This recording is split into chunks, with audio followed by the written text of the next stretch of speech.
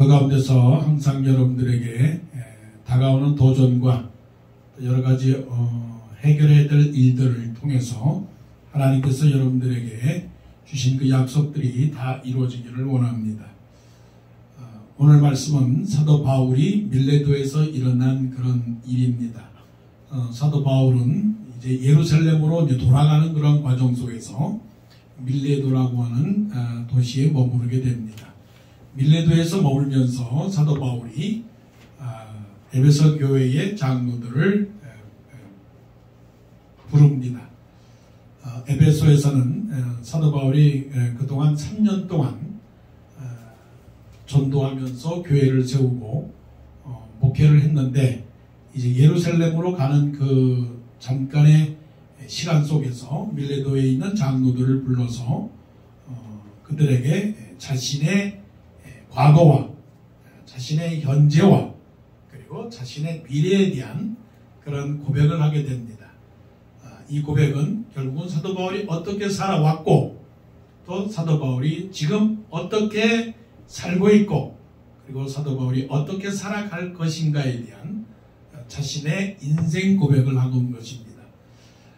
신앙 고백이고 또한 사명 고백이고 인생의 고백입니다. 그 고백을 통해서 바로 우리는 어떻게 살아가야 될 것인가, 사도 바울이 이렇게 살았더라면 우리는 어떻게 살아가야 될 것인가, 그게 바울의 길, Paul's Way라고 하면 그러면 나의 길은 어떤 길일까?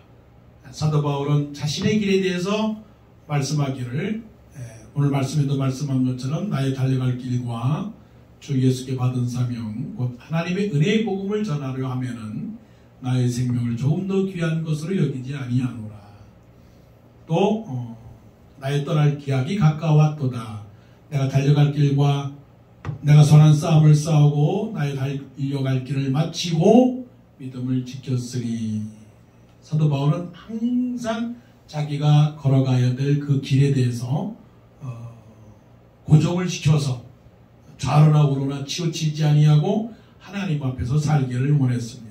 그래서 사도 바울을 예수님 다음으로 우리가 신앙의 모델로 삼아야 되는 그 이유는 사도 바울처럼 인간이지만 완벽하고 사람이지만 최선을 다하고 피조물이지만 하나님의 마음에 드는 그런 삶을 살았다는 거죠.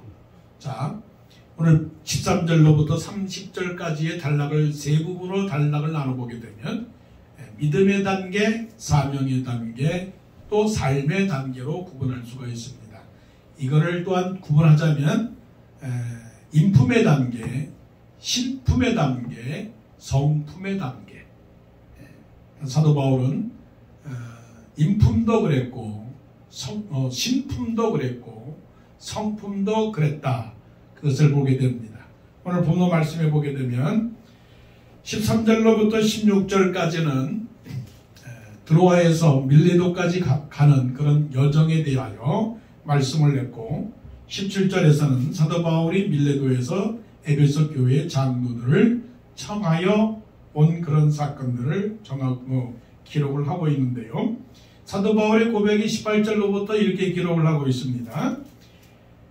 아시아에 들어온 첫날부터 지금까지 내가 항상 여러분 가운데서 어떻게 행하였는지를 여러분도 아는 바니 곧 모든 겸손과 눈물이며 유대인의 관계로 말미암아 당한 시험을 참고 주를 섬긴 것과 이런 말을 감히 할 수가 있을까요?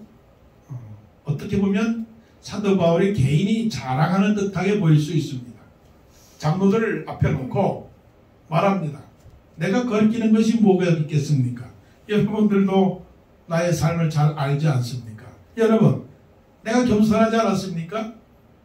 여러분, 내가 눈물을 많이 흘린 것을 알지 않습니까? 여러분, 내가 유대인 때문에 너무나 핍박을 받은 것을 잘 알지 않습니까? 만일 그것을 어느 제3자가 사도 바울이 아닌 제3자나 아니면 제가 여러분들에게 말을 하면 아마 100이 그 말을 들었더라면 아마 거의 대부분의 사람들은 그럴 겁니다. 한 90% 이상이 참 헛소리 하시네요. 당신 참 교만하네요. 자기 자랑 너무나 하시네요. 받아들일 수가 없습니다. 당신 어떻게 그렇게 자기 자신을 속이십니까? 라고 말할 수 있을 거예요. 그렇잖아요?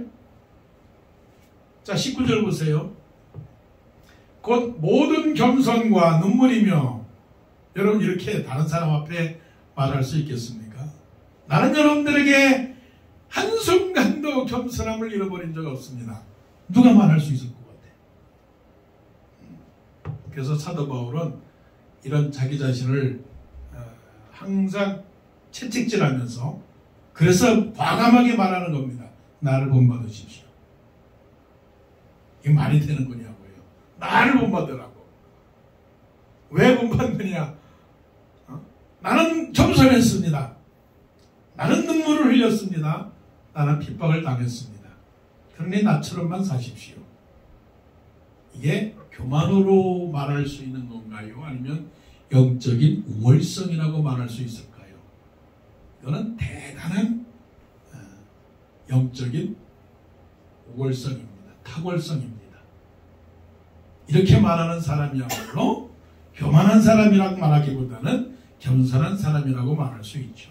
왜요? 그렇게 살았기 때문에.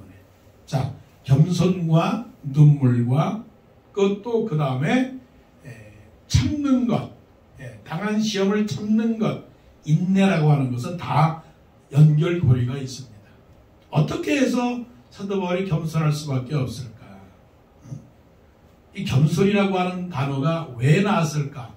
사도 바울은 항상 예수 믿고 나서부터 다메섹으로 가는 그 길에서 예수님을 만나고서부터 머릿속에서 가슴속에서 온몸에서 항상 떠나지 않은 것은 나는 예수님을 핍박하였다. 나는 예수님을 십자가에 못 박았다. 예수님이 십자가에 못 박혀서 피를 흘렸는데 그 피는 나를 위하여 흘린 피다 라고 항상 그 마음을 가졌다는 거죠. 예수 믿는 게 뭘까요? 예수 믿는 게 뭘까요? 예수 믿는 것은 내가 죄인입니다 라고 고백하는 겁니다. 예수 안 믿는 사람은 뭐냐면 내가 죄인인 줄 몰라요. 여러분 죄인입니까? 죄인이에요. 그런데 죄인인 것을 알면서도 날마다 죄인인 것을 고백한다는 건 쉬운 일은 아닙니다. 그러니까 내가 죄인입니다라고 고백하는 사람은 겸손한 사람입니다. 왜냐하면 죄인이라고 하는 것은 죽을 죄인이거든요. 죽을 죄인. 그래서 사도 바울이 나는 날마다 죽노라라고 하는 그 말 속에는 나는 맨날 죄인입니다. 사실 우리는 하루를 살면서 스스로 평가를 해요. 나 잘 살았는데, 나는 죄 없이 살았는데, 나는 나쁜 짓을 안 했는데, 상대적인 자기 의의 기준으로 말미암아 자기 스스로를 대단하게 평가를 해요. 오늘 거룩하게 살았어. 나는 오늘 아침에 기도한 그대로 살았어. 나는 말씀을 읽었고 말씀대로 살았어. 그렇게 대부분 그렇게 살지 않아요? 나는 그래도 찬송을 불렀어. 나는 그래도 믿지 않는 사람에게 예수 믿으라고 했어. 나는 괜찮은 사람이야. 사도 바울은 그런 종류의 사람이 아니었습니다. 사도 바울은 항상 나는 죄인 중에 괴수라고 했어요. 나는 죄인 중에 괴수라고 했어요. 괴수라고 하는 그 말은 first라고 하는 거예요. 자, 여기에서 우리들 가운데서 죄를 지었는데 제일 죄를 많이 지은 사람은 누굴까? 목사요? 어이 무슨 소리입니까? 나는 여러분보다 낫습니다. 반주자님이요? 아유, 반주자는 피아노 치시는데 무슨 죄가 제일 많아요. 아니에요. 그분은 한 중간 정도 할 거라고 우리가 생각합시다. 그럼 누가 제일 죄를 많이 지은 첫 번째 사람입니까? 당신이잖아. 항상 그래요. 나는 첫 번째가 아닙니다. 나는 그래도 중간 정도 나거나 나는 그래도 저 마지막 정도는 되지 첫 번째는 아닙니다. 딱 그렇게 살아요. 그게 자기 의예요. 그게 상대적인 의예요. 그런데 사도 바울의 고백은 내가 전에는 포행자요 핍박자요 또 회방자였으나 이는 내가 긍휼을 받기 전에 알지 못하고 행하였음이니라. 주의 은혜와 긍휼이 크므로 말미암아 내가 구원을 받았다라고 고백하는 그 고백은 진짜입니다. 그래서 뭐예요? 겸손입니다. 겸손이 뭐라고요? 겸손은 머리 숙이는 게 아닙니다. 겸손은 그냥 착한 게 아닙니다. 겸손은 안절부절하지 하고 뭔가 결정을 못 내리는 그런 우유부단한 그걸 겸손이라고 말하지 않습니다. 겸손은 내가 죄인입니다. 자기가 죄인이라고 생각을 해요. 살면서 그런 거 있죠. 자식이 잘못하면 아이고 내가 잘못이 저걸 낳고 저걸 낳고 내가 미역국을 먹었으니 이런 말을 할 때가 있죠. 그게 죄인이에요. 그 죄인, 그 마음, 최소한 그 마음. 사장이 종업원들이 잘못하면 뭐라고 생각합니까? 아유 저런 종업원들이 있어가지고 이 회사가 안 되는 거지. 대부분 그렇게 생각하겠죠. 그런데 내 잘못이야 내 잘못. 나는 그 장로님 기도하실 때 목사님 마지막에 목사님이 기도하고 원하는 거는 다 이루어지도록 할 때마다 항상 뜨끔뜨끔해요. 왜? 내가 뭐라고? 죄인 중에 괴수라고 생각할 수밖에 없는 사람이 무엇을 한다고 그렇게 하겠어요? 여러분, 사도 바울은 겸손했습니다. 왜냐하면 자기 스스로가 죄인이라고 하는 사실을 알았기 때문에 아무도 판단하지 않았습니다. 자기도 또한 스스로 판단할 만한 아무것도 발견하지 못했지만 이로 인하여 의롭다함을 얻지 못했다고 했습니다. 다만 판단하실 일은 주시니 주께서 오시기까지 아무것도 판단하지 말라고 그랬습니다. 그가 어둠에 있는 것들을 드러내고 마음에 있는 생각들을 나타내신다라고 했습니다. 그런데 우리는 어떻습니까? 얼마나 판단합니까? 당신이 잘못했습니다. 당신이 잘못 갔습니다라고 판단하죠. 그게 겸손입니까? 그러면서도 그렇게 말하는 사람들이 하나님 앞에서는 나는 겸손해지기를 원합니다라고 말하는 거죠. 자, 그러니까 그게 겸손이 아니죠. 사도 바울은 내가 죄인이라고 하는 것을 알았기 때문에 어떻게 해요? 나는 날마다 웁니다. 제발 살려달라고 빕니다. 하나님 살려달라고 빕니다. 그저 주의 은혜로 살아갑니다. 그러니까 눈물을 흘리는 겁니다. 그 눈물이 어떤 눈물입니까? 자기를 향한 눈물이요. 다른 영혼을 구원해내려고 하는 눈물입니다.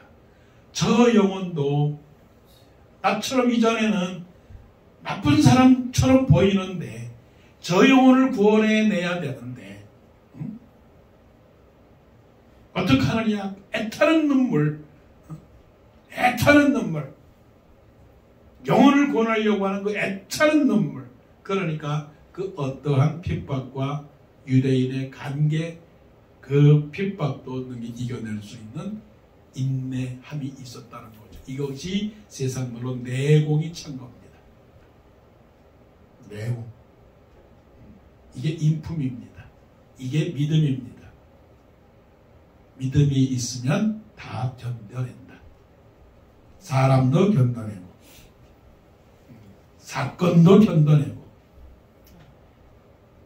여러 가지 일들도 견뎌낸다. 이게 신앙인의 인품이다. 세상을 이겨낸다. 이게 사도 바울의 my way였어요. 나는 믿음이 있는 사람이다. 그래서 인격적으로 온전한 사람이다. 이런 사람들이 되기를 원합니다. 겸손과 눈물과 인내를 통해서 우리의 삶이 여러 가지 일들을 만나지만 능히 이겨나가는 그런 삶이 되기를 원합니다. 자, 20절 말씀. 유익한 것은 무엇이든지 20절로부터 25절까지는 뭐냐면 복음 전도자의 사명에 대해서 말씀을 나누는데요. 근데 사명이 어떤 사명이냐면 20절에 유익한 것은 무엇이든지라고 하는 말이 탁 들어옵니다. 유익한 것은 무엇이든지 공중 앞에서나 각 집에서나 거리낌이 없이, 이것도 눈에 들어오는 단어입니다. 무엇이든지 거리낌이 없이 여러분에게 전하여 가르치고 그 다음에 또 더 내려가서 23절 결박과 환난이 나를 기다린다 하시나 24절 내가 달려갈 길과 예수께 받은 사명 곧 하나님의 은혜의 복음을 증언하는 일을, 요거는 빨간 줄을 쳐야 되겠죠. 하나님의 은혜의 복음을 증언하는 일, 그 복음이라고 하는 것은 내 복음이 아니고 하나님의 은혜의 복음이에요. 더 중요한 것은 나의 생명조차 조금도 귀한 것을 여기지 않노라. 무엇이든지 거리끼지 아니하고 조금도 귀한 것으로 여기지 아니하노라. 무서운 사람입니다. 여기서는 복음 전하는 사람이, 사도 바울은 예의도 없는 사람, 교육도 없는 사람, 체면도 없는 사람, 그야말로 무작정, 무대뽀라고 말하나요? 무대뽀, 대책이 없는 사람. 복음에는 이 사람은 대책이 없는 사람이에요. 인정사정 안 보는 사람이에요. 이거를 정리하면 복음에 미친 사람. 자, 미친 사람은 앞이 보이나요? 안 보이나요? 앞이 안 보입니다. 물불 안 가리는 사람입니다. 자, 우리 어느 때 물불을 안 가립니까? 어느 때? 급할 때. 또 어느 때? 생명이 가장 위급할 때. 그리고 가장 좋을 때. 생명이 가장 위급할 때 물불 안 가립니다. 그리고 가장 기쁠 때 물불 안 가립니다. 가장 기쁠 때, 대한민국 역사에 기뻤던 날들을 보면 8.15 광복도 기뻤을 것이에요. 그날은 제가 없었으니까 모르겠지만 최소한 2002년도 월드컵 4강 때는 대한민국 전체가 다 좋았을 것인데 4강에 들어간 날은 그때에 옆에 있는 사람이 남자든 옆에 있는 사람이 할머니든 할아버지든 어린아이든 다 좋아가지고 체면을 불구하고 얼싸고 덩실덩실 춤을 췄던 그런 기억은 있습니다. 좋았을 때 체면을 안 가립니다. 물불을 안 가리죠. 무엇이든지 거리끼지 아니하고 조금도 귀한 것으로 여기지 아니합니다. 그때 사람들이 아마 기분 좋아서 가게들마다 공짜로 그냥 음식을 주었을 것입니다. 워싱턴 커맨더스도 아마 챔피언십 이제 슈퍼볼 나갔더라면 아마 어떤 가게들은 그냥 공짜로 그냥 음식을 주거나 그랬을 겁니다. 사도 바울의 심정을 여러분들은 조금 이해할 거라고 생각이 됩니다. 위급할 때, 자, 우리 집에서 불이 났어요. 불이 났는데 잠옷을 입고 있었어요. 잠옷만 입고 있었어요. 아니, 조금 더 말하면 그냥 옷을 제대로 안 입었어요. 근데 불이 났어요. 불났다라고 하는 소리를 들었을 때 여러분 옷장에 갑니까? 아니면 그냥 문 바깥으로 나갑니까? 옷장으로 가는 사람은 아마 미스 코리아가 될걸. 그렇지 않겠어요? 아니면 그러니까 사도 바울의 이 상황을 보세요. 20절 보세요. 유익한 것은 무엇이든지. 유익한 것은 무엇이든지. 이게 아버지의 심정이고 어머니의 심정입니다. 누누이 얘기하지만 자식들은 모릅니다. 여기 있는 부모들을 다 동일하게 말을 하지만 자식들은 부모의 심정을 모릅니다. 몰라요. 무엇을 모르냐? 잘 되기를 바라는 마음, 올바로 되기를 바라는 마음, 잘 살기를 바라는 그 마음은 설령 부모가 100이랄지라도 자식들은 80도 못 쫓아올 거예요. 나는 최소한 부모로서 틀리다라고 하는 말은 하지 않습니다. 몰라요. 그 말은 뭐냐면 나라의 임금의 마음을 백성들이 모르고 또한 선생님의 마음을 제자들이 모르고 또 회사의 사장님의 마음을 종업원들이 모른다는 사실이죠.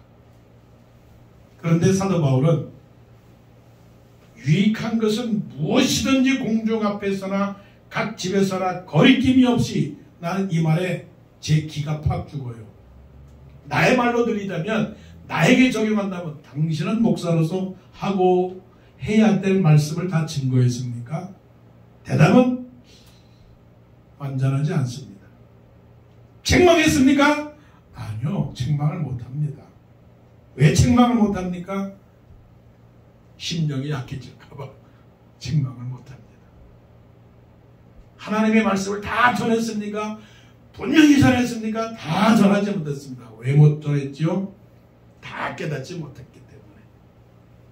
근데 사도 바울은 뭐라고 그래요? 유익한 것은 무엇이든지 공중 앞에서나 각 집에서나 거리낌이 없이 여러분에게 전하여 가르치고, 끝이에요, 끝. 종결의 종결. 이런 사람이 없어요.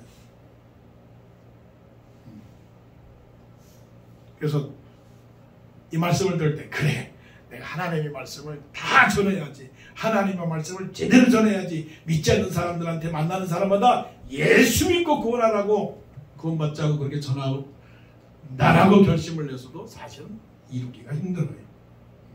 사명자입니다. 이 사명은 누구로부터 받은 사명이에요? 하나님으로부터 받은 사명, 신품이에요. 사명은 신품입니다. 하나님으로부터 받은 거, 위에서 내려와야 돼요. 위에서 내려와야 돼요. 하나님께서 주시지 않고서는 할 수 없는 일이에요. 그래서 사도 바울은 하나님의 복음을 전할 때 그냥 형식으로나 그런 걸로 전하지 아니하고 전심을 다해서 전했습니다. 그래서 자기의 생명조차 조금 더 귀한 것을 여기지 아니했더니 우리가 상대할 수 있는 사람이 아닙니다. 이런 사람이 되고 싶어요.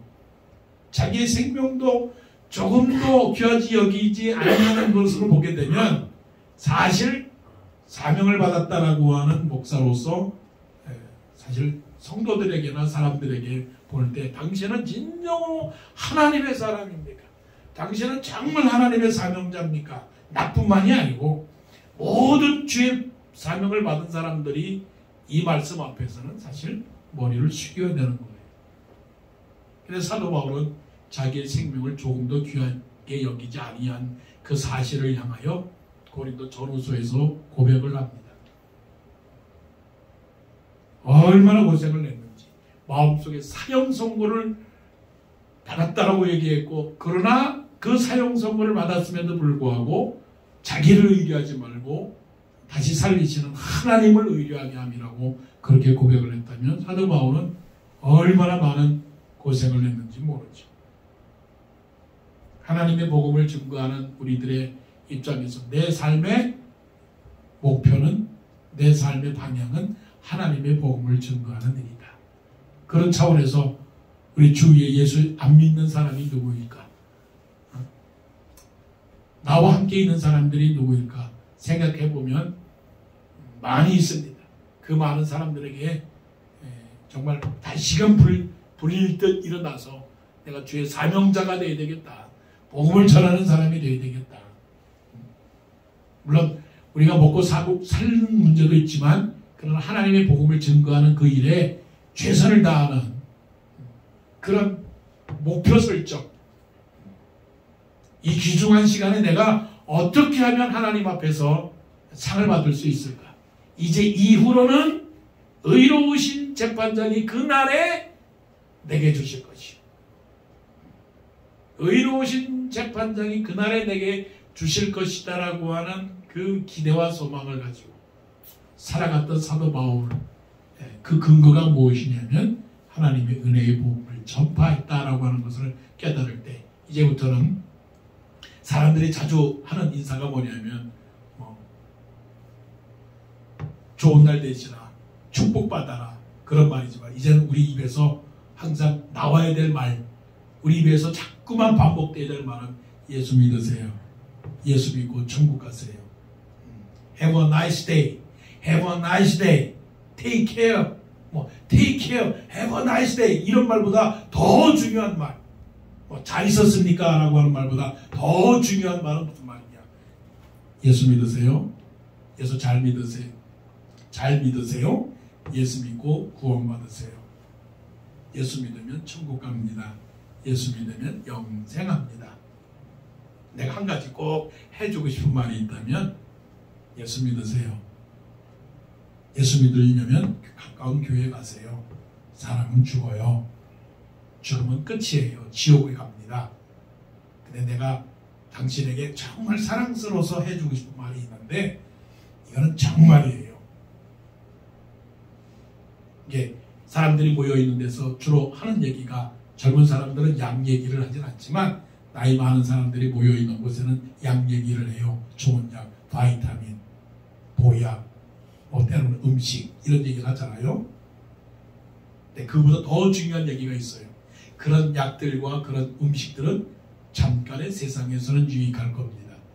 그러나 영생을 위한 좋은 충고와 권면은 예수 믿어야 됩니다. 예수 믿어야 영생합니다.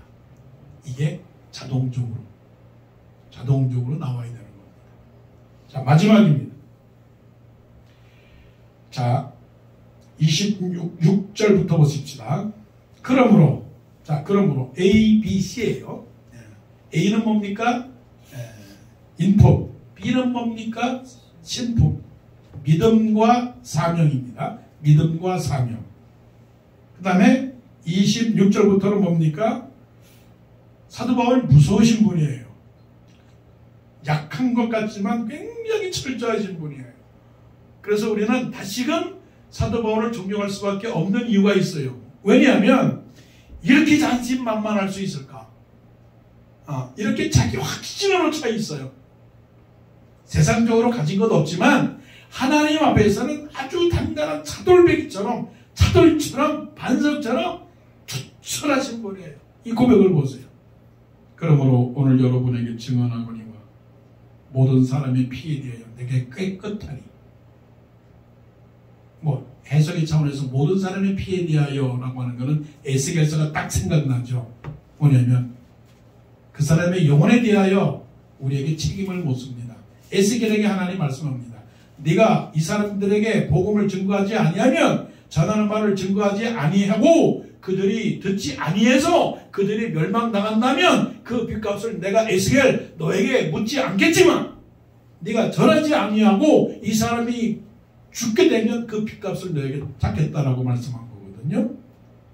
그런 말씀이. 그러니까 사도 바울은 누구에게나 만나서 복음을 전했다라고 하는 말에 이런 자신감이 있고, 또 한편으로 보면 이런 것입니다. 나는 모든 사람에 대하여 얽힌 게 없다. 누가 나를 만나도 나는 얽힌 게 없다. 깨끗한 사람이다. 아니, 우리 속담에 주머니 털어서 먼지 안 나는 사람 어디 있습니까? 없어요. 어린아이라도 주머니 털어서 먼지 안 나는 사람 없는데 이게 말이 되는 거예요? 어떻게 보면 극단적 이기주의자고 극단적 교만한 사람이에요. 모든 사람에 대하여 내가 깨끗하다라고 말할 수 있어요. 엄청난 고백이에요. 자, 이유를 봅시다. 27절, 이는 내가 꺼리끼지 않고 하나님의 뜻을 다 여러분에게 전하였습니다. 단어 하나가 섬뜩합니다. 꺼리끼지 않는데요. 일전 하나도 꺼리끼지 않는데요. 어린아이 한 사람에게도 꺼리끼지 않는데요. 부자 한 사람에게도 꺼리끼지 않는데요. 똑똑한 사람 앞에서도 꺼리끼지 않는데요. 이방인이나 헬라인이나 유다인이나 아무에게도 자기 자신은 양심에 가책이 없다는 거예요. 여러분 어떻습니까? 예수님께서 말씀하셨죠. 땅에서 푸는 사람은 하늘에서도 풀이고 땅에서 매는 사람은 하늘에서도 매인다. 이 사도 바울처럼 하나님께서 사도 바울을 얼마나 귀하게 여겼을까? 이게 교만입니까?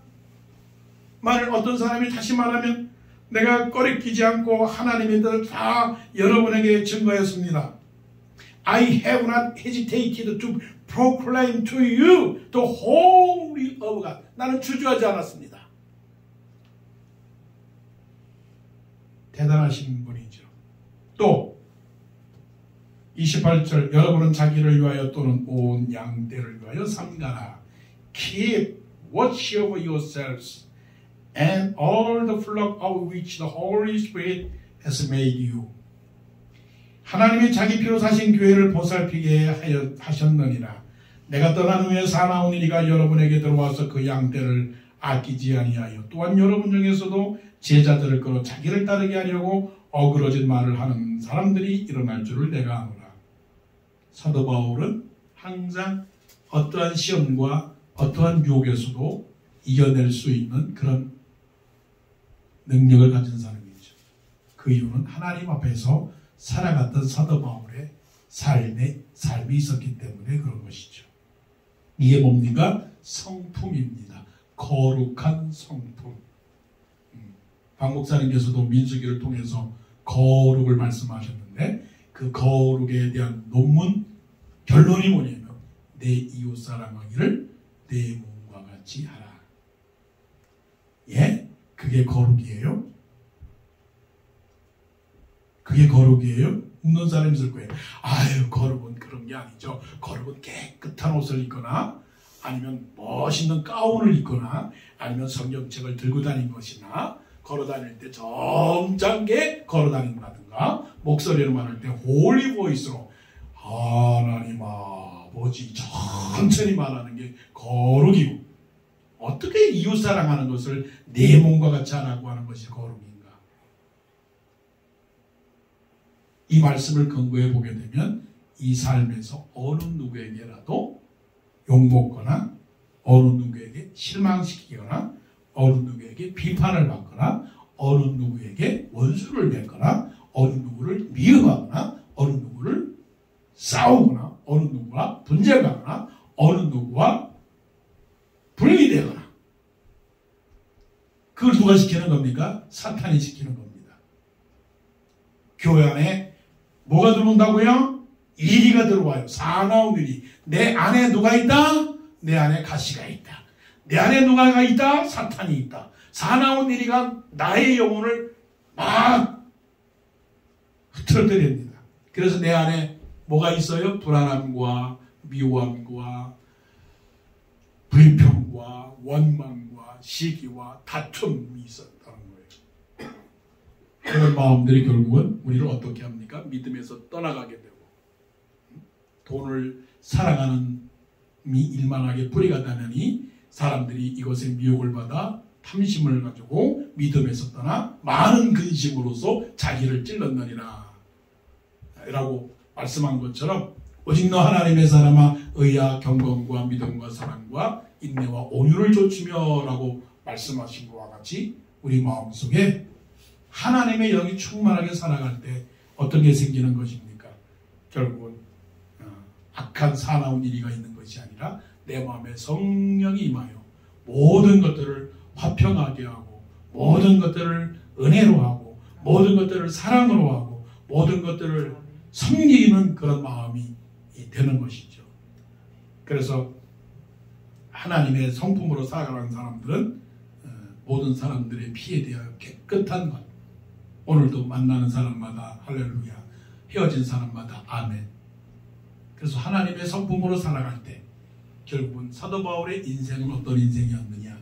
그 사도 바울의 인생은 믿음의 인생이었고 사명의 인생이었고 또 성숙한 신앙인이었습니다. 여러분들의 길은 어떤 길을 갈아야 될 것인가? 성숙한 믿음의 삶을 살아서 인품과 또 신품과 성품이 하나님 앞에 온전한 그런 사람으로 살아서 조금이라도 후회하지 않고 오히려 내 인생을 감사하면서 하나님께서 도와준 그 인생을 찬양하고 기뻐하는 그런 축복된 그런 삶이 되기를 간절히 원합니다. 기도드리겠습니다. 어떻게 보면 자신있게 당당하게 때때로는 거만하게 세상 말로 말하면 엣지 있게 그렇게 살아갈 수는 없을까 고민하면서 오늘도 사도 바울의 이 당당한 자기 고백의 모습을 보면서 우리도 그렇게 살기를 원합니다. 믿음으로 살고 사명으로 살고 성품으로 살아서 하나님 앞에 온전한 사람이 되기를 원합니다. 하나님 감사드립니다. 하나님 그렇게 살고 싶습니다. 그렇게 자랑스럽게 살고 싶습니다. 부끄러움이 없이 살고 싶습니다. 정직하고 착하게 살고 싶습니다. 뜨겁고 하나님 충만하게 살고 싶습니다. 거룩하고 아름답게 살고 싶습니다. 그 길이 우리의 인생길 될 수 있도록 도와주시옵소서. 우리 주 예수 그리스도의 이름으로 기도드리옵나이다. 아멘.